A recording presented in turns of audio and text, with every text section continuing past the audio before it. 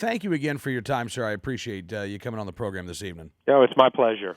The story in the Brownsville Herald talking about the family of the ICE special agent Jaime Zapata, who was killed in Mexico earlier this year. I understand that you and your office are seeking some answers into the death of Agent Zapata. Right. Agent Zapata and his family have a long history in law enforcement, and they sent a list of questions that they wanted to know. And it indicates their experience in law enforcement, and it indicates that they are committed to getting to the bottom of this and making sure something like this doesn't happen again. When our agents are out putting their lives on the line, fighting the drug lords in Mexico, we need to be behind them. Well, absolutely. And one of the questions that a lot of folks had at the time, why on earth were these agents unarmed? We know how dangerous Mexico is. We know how dangerous the cartels are. Why on earth are our law enforcement officers working south of the border required, apparently, to go defenseless?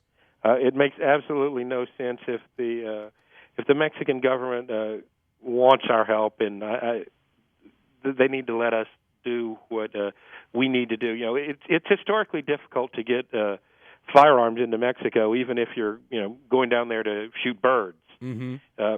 But the fact that we've got law enforcement folks down there helping out in Mexico, and they're required to go unarmed, makes absolutely no sense to me whatsoever. I remember the last time that Mexican President Felipe Calderon was in Washington, D.C., and he and President Obama held a joint address. He was asked about this and basically kind of gave a non-answer. There was sort of we'll look and see what our policies are, but no promises to change anything. I do think there's an eagerness to work with the Mexicans, however possible, but you can't let go of common sense when you do that and go on any terms. Yeah. Well, have you been able to figure out where this policy originated, how long it's been in place?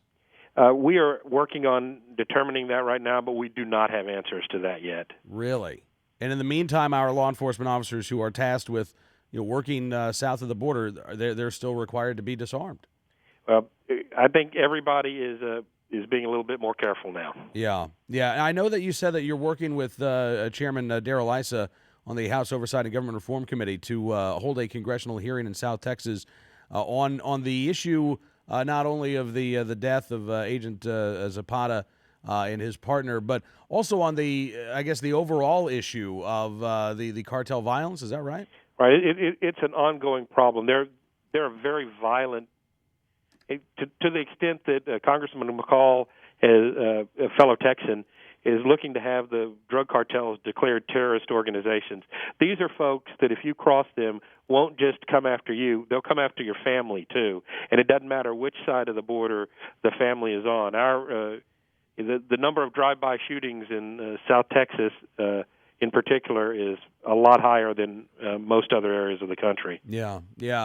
Do you anticipate that if a hearing like this is held in South Texas, that there'll be any discussion of the ATF Fast and Furious allegations, the allegations that the ATF actually allowed suspected gun traffickers to purchase firearms and then walk them across the border into the hands of the Mexican drug cartels? Oh, that's the story I'm hearing, and the information I have is that whether or not you approve of this policy, I've got some problems with the policy in general. But if you're going to do it, you need to do it right and get ballistic signatures from all the weapons that you're going to sell to them.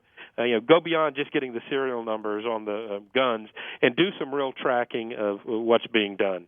Have you heard any allegations? I mean, we've read reports of a Houston area firearms retailer, Carter's Country, and their attorney has said that ATF asked them to do similar things, not as part of Fast and Furious, which was based out of Phoenix. But have you heard any allegations that there were similar operations that were ongoing in Texas? The allegations that are actually most troubling to me are various gun dealers have contacted federal officials and say, there's a problem with this guy that are buying all of these weapons.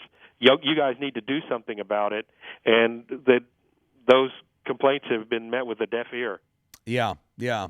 Well, Congressman, again, I appreciate you getting on top of this story, and I look forward to talking to you more about it as your investigation continues.